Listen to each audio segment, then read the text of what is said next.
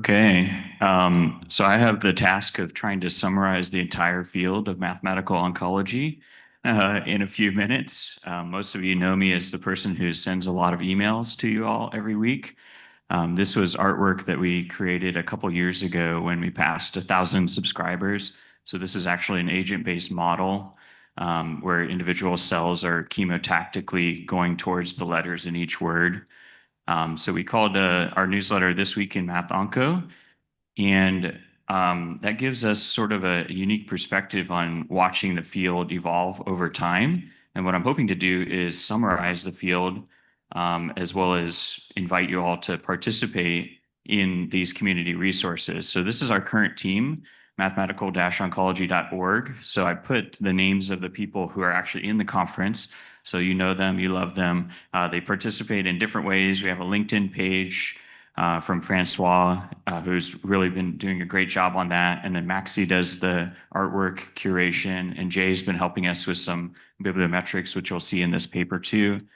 Franco started that bibliometrics project from the newsletter and from further developments, which we'll show in a second. And then David runs the blog. So if you want to write a blog post, talk to him. And Sandy pays for the conferences. So here's the current state of the newsletter. This is where we are in the world. So this is people who have voluntarily subscribed to the newsletter because they're interested. I don't know if all of these are academics, but at least some of them are. And we have had more people subscribe coming from Substack itself, which indicates to me, based on their email addresses, that there's a lot of lay non-scientists interested in our field for whatever reason. And so that's kind of one thing that's changed. And one thing that's not changed is that we tend to get a linear accumulation of subscribers over the period of 7 years. So we started in 2017, so I guess 8 years. And it's been really consistently growing. More people are added to our field every day.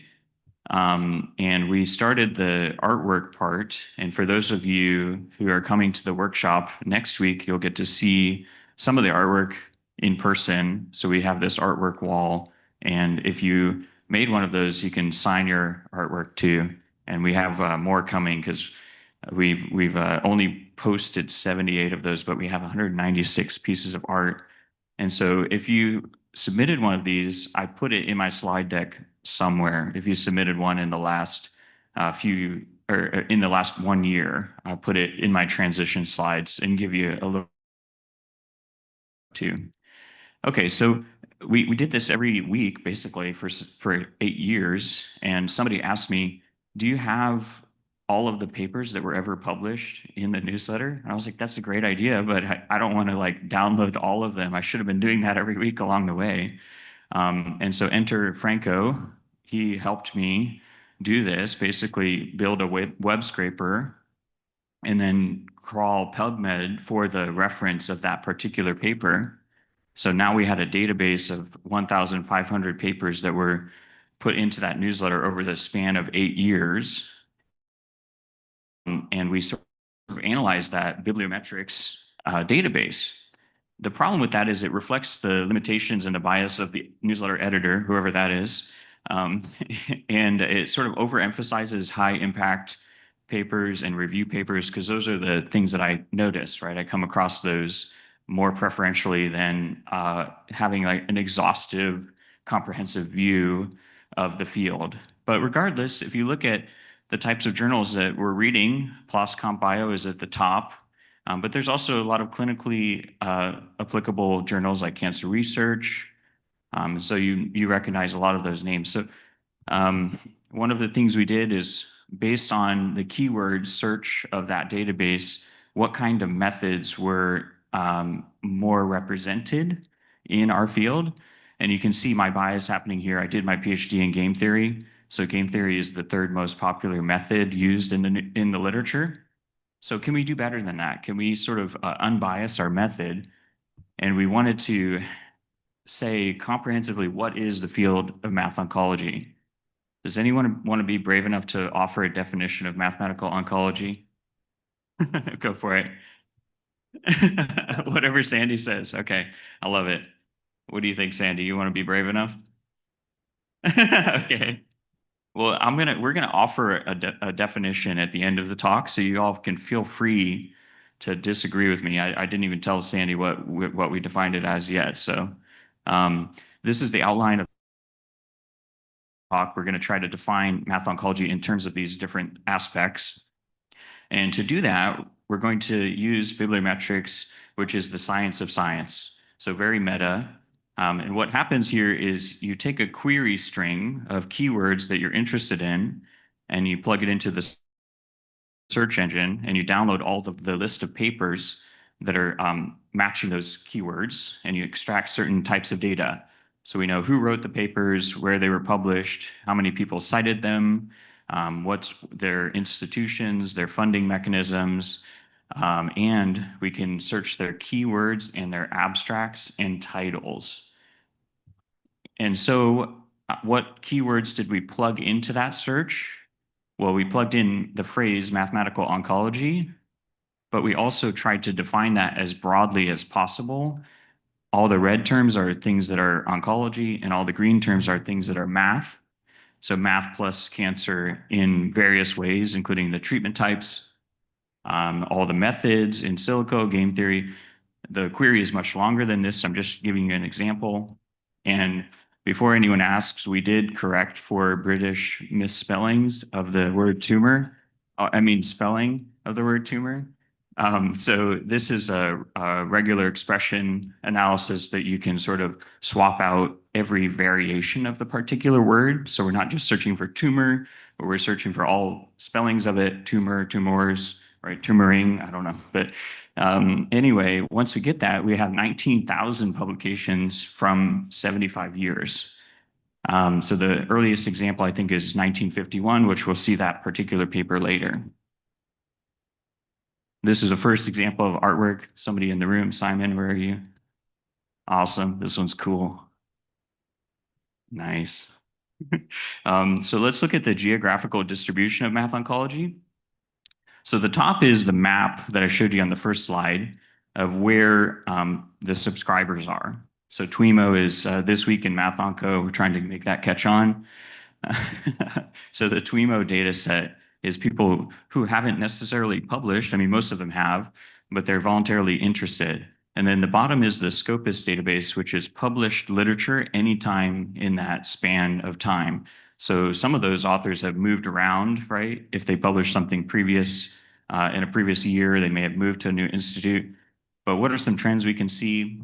The one thing we can see really clearly is that China, like countries like in China, is publishing more often than they're represented in our community right now, and vice versa. There's some newer groups like in Australia or in Africa that are coming onto the scene, but maybe not as represented historically in the published literature. So I'm sure you can think of some groups in Australia and other places like that who are just coming onto the scene and contributing to our field in the last few years, but maybe not the number of publications over the last 75. Okay, this one's Maxi. Where's Maxi at? In the front row. This is cool. The next section is growth of the field and the journals that are being published. So this is the number of documents. You can see the exponential growth. We tried to compare this to other fields, but it's kind of very similar across all fields. There's a proliferation of many papers, no matter what field you're in. And where are they published? So this isn't actually that biased. The newsletters is a very common list of the Scopus data set. Journal of Theoretical Biology is first, BMB, scientific reports. There's still some clinical journals in here, Cancer Research being one of them. And then I put 2 stars on there. The first star is when Sandy published the Integrative Mathematical Oncology paper in 2008. And this is a cool quote that Franco found while reading that paper. And that's what, of course, caused the spike in number of publications, right? And then the second star is 2017, when the newsletter single-handedly rescued us from that decline. Right. Oh, thank you. Yeah. And so this is the open access publishing. So one thing we can look at is how open access causes papers to be more heavily cited or not. So gold open access is actually statistically significantly more cited papers in our math oncology data set. But the good news is green, which means green allowing for postprints or preprints. So if you preprint your research, then you still are allowing the field to cite you early enough that it's almost as good as gold open access, which costs $12,000 or whatever. Okay, so Kit, is Kit in here? There you are. This one's cool too. I like this, the spiral. The next section is trending topics and methods. So what we can do is look at the user-defined keywords. So you all have to type in keywords when you publish a paper. I don't really like doing this part. It's hard to summarize your research when you publish a paper, but it's really interesting to see what other people put as their keywords. And so this first part is keywords that match particular methods. So we try to exhaustively define the list of plausible methods that could be used and then rank order them. No surprise, differential equations happen at the top. And then we see a lot of PK, PD, or partial differential equations. These could be phrased in different ways. So ordinary differential equations, PK/PD, translational research, agent-based, reaction diffusion. So some of these are overlapping terms, right? And we kind of group them in a circular diagram here, the pie chart, into different model types. And then we can see those model types grouped over time and differential equations, PK, PD, and ABMs. So I don't know if this matches your intuition as to what you think is more prominent in the field, but really interesting and valuable information. And just to point out my bias, game theory is still in the top 10, right? So it dropped down from number 3 to number 10 or something like that. This is the cancer types. So are we evenly represented across all types of cancer? No surprise here, the most common types of cancer, breast and prostate in men and women, are represented in our data set. That could be because of data availability, could be because of funding, right? We can look into that in more detail. But are rare cancers particularly more represented in math oncology? It doesn't appear so. So that's maybe an opportunity for us. Now we're going to go dive into the keywords a little bit deeper. Is systems biology as a field the same or adjacent to math oncology or distinct? How would you define that in your own head? What we did is we tried to cluster different keywords so they're hard to read around the circle, but you can see them over here, like mathematical model, cancer, breast cancer, pharmacokinetics, chemotherapy. When those keywords appear in the same paper, they're clustered together, right? And we named the 3 clusters that appeared in this keyword clustering analysis. We named this bottom left cluster math oncology, and this big cluster systems biology, and the other one PK/PD. And so what is distinct between systems bio and math oncology? Systems bio tends to look at biological phenomena. So you see angiogenesis, drug delivery. Let me see if I can read some of these. Uh, yeah, tumor growth, breast cancer, math model, cervical cancer, hypothermia, cellular automata, apoptosis. So a lot of the keywords are associated with biological phenomena, whereas in math oncology, a lot of the keywords are associated with treatment, radiation therapy, the types of cancers that are treated. The phrase math oncology appears in there, differential equations, some machine learning. So let's dive into that in a little bit deeper way and more specific details by looking at the key contributors. Luciana, awesome. This is a good one. I like this. So I don't want to embarrass anybody by pointing out key contributors, but the point of looking at the people who publish the most amount of papers in our field is to look at their research trajectory in terms of topics and keywords to try to understand who's working on what and what they're working on and who they're working with. So to clarify, this is the number of papers an individual has in our data set. So there's going to be some people who have published papers in other fields. They may be more prolific or more well cited in a different field, but we're narrowing it down to just math oncology papers and how many they've published in this particular data set out of 19,000. And so the most published math onco person is Bob. So that's kind of cool. A clinician, right, is our most represented author, and Sandy's right behind him, one paper behind him. So you could have published one more. Yeah. And some other people in the room, I'll just read off in order. So Mark Chaplin, Joel Brown, Helen Byrne, Heiko Enderling, Philip Maney, Tom from Texas, Avner Friedman, Russ Rockney, some people from also from Texas, and then let's see who else is in the room. David Bisanta and Kristen Swanson. So those are some familiar names. Now, what are we going to do with that? We're going to see who publishes together, but not exactly. If they publish a paper, we download their reference list from that paper, and then we compare those references to every other referenced paper. So does that make sense? So you write a paper, it has 50 references. If somebody else writes a paper, they have 50 references. If one is the same between those, then that's one link. Of course, people could be linked in two ways. They could cite the same paper, or they could be authors on the same paper, and then they would have 50 overlapping references. So it's either people who work together or cite the research.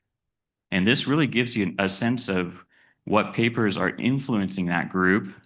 And if they're influenced by the same historical literature, then they're going to have similar methods and mindset, and we can learn basically what that means. So let's zoom into the clusters. This is called bibliographic clustering, and it's sort of a standard technique in the field. The first cluster is broadly people who work on MRI, spatial imaging. So we called it MRI math oncology. You can see the key words that are most prevalent in that cluster's list of publications. And then you can see the names of those individuals who wrote the papers. And so, of course, if we're talking about MRIs, we're looking at glioblastomas, gliomas, and we're thinking about drug delivery, MRI. Of course, the breast cancer is in there too. They tend to refer to themselves as computational oncologists. So it's slightly different language, right, than mathematical oncology. So that helps us understand what that particular subgroup is interested in. And they're at many different institutions, but they have a history of collaborating with one another too. Okay, second cluster is basically the Moffitt cluster. And you all know that we're really interested in evolution, cancer evolution, evolutionary therapy.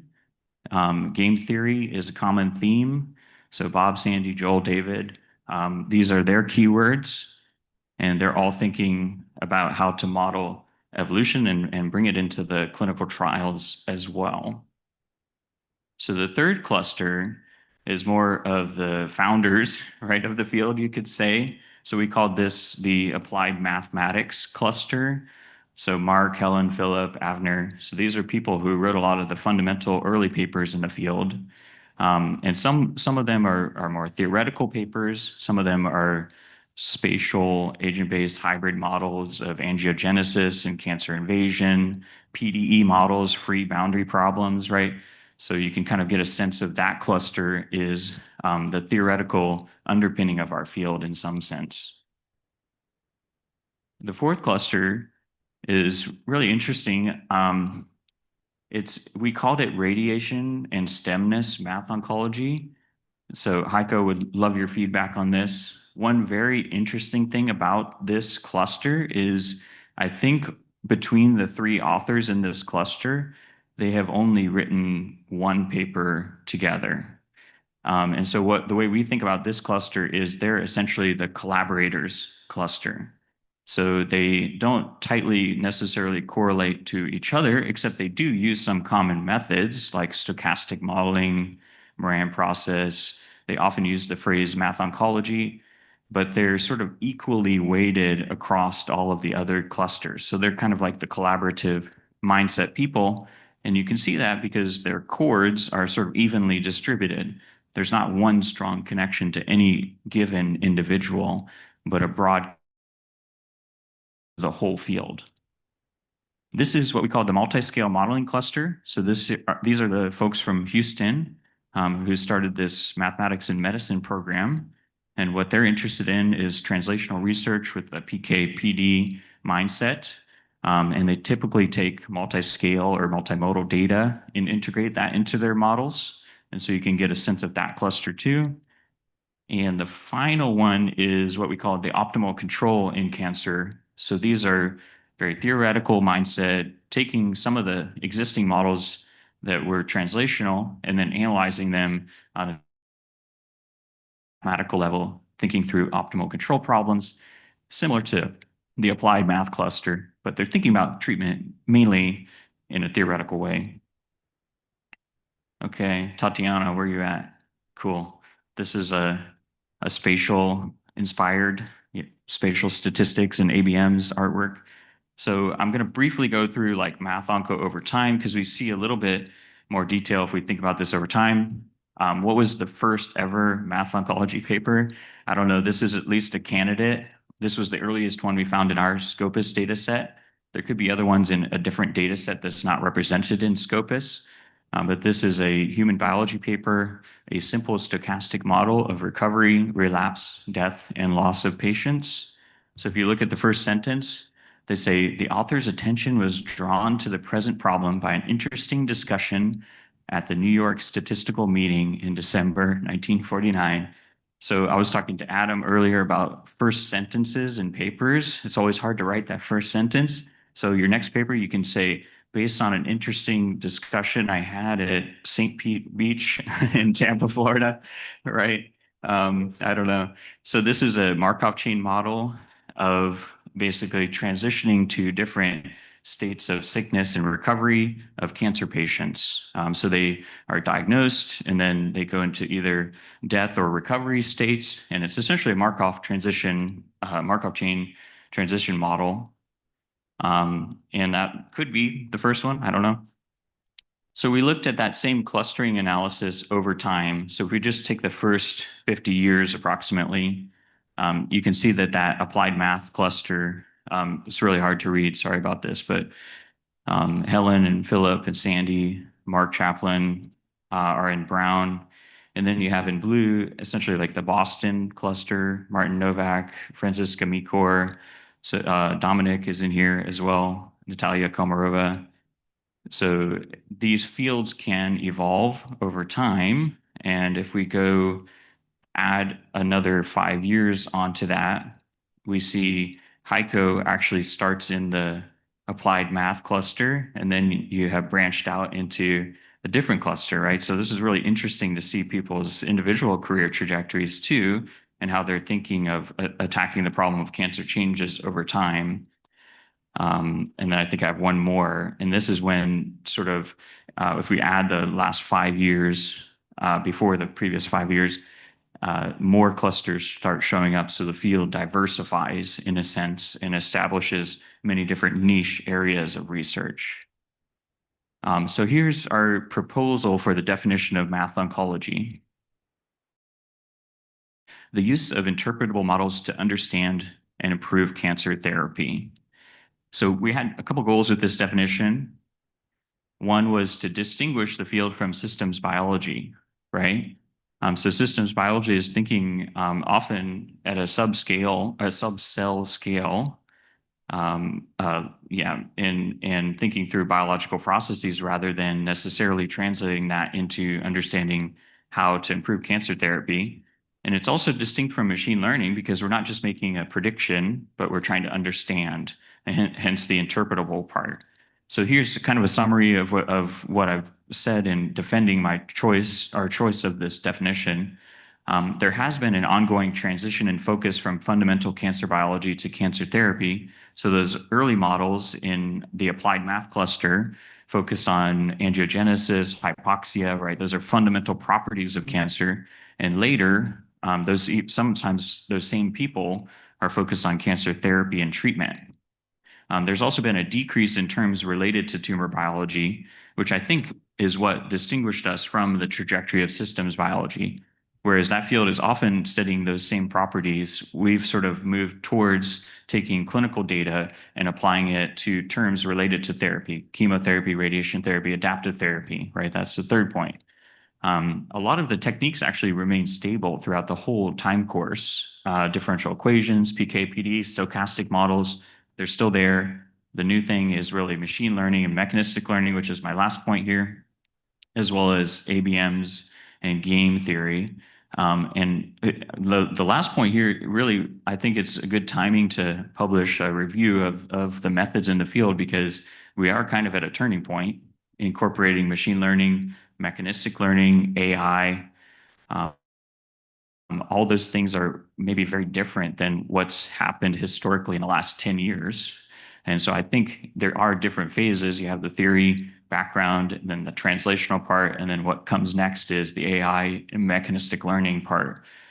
So hopefully you can see where we got that definition from, but feel free to disagree or discuss with me afterwards. I'd like to thank Franco, who really did most of the work in this project of downloading first the newsletter data set and then going beyond that to download every Math Onco paper in existence and then analyze that. And here's a picture of the rest of the people in my group too, who contributed conceptually and intellectually to the project as well. Happy to take any questions. Thank you all.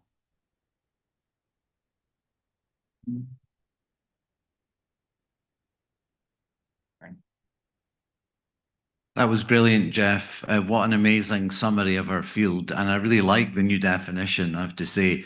But the one thing it doesn't really capture is that we also want to understand just cancer progression. Right. So like it's not just about treatment, right? That's But right. I really love it though.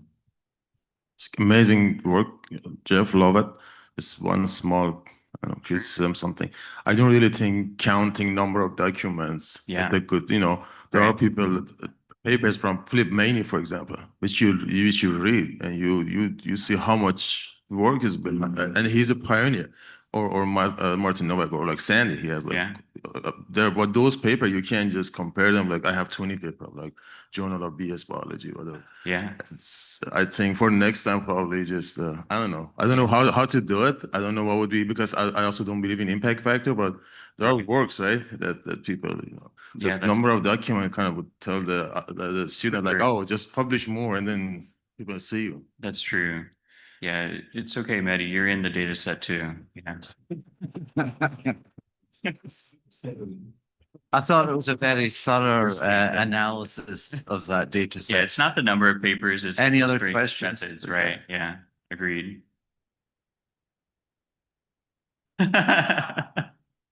Yeah, if anybody wants to know what number they are, I'm happy to oblige. So I'm curious, obviously, English as a language for publishing science is Right. pretty recent. So Yeah. is there any kind of plan to go back and maybe look at other languages? Good question. Yeah, what do you think, Franco? Is it possible?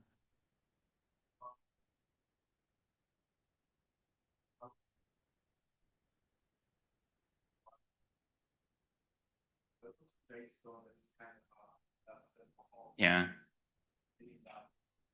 Yeah, it's a great suggestion. We'll think about that for sure. Anything else? Okay, thanks again, Jeff. That was thank you. incredible.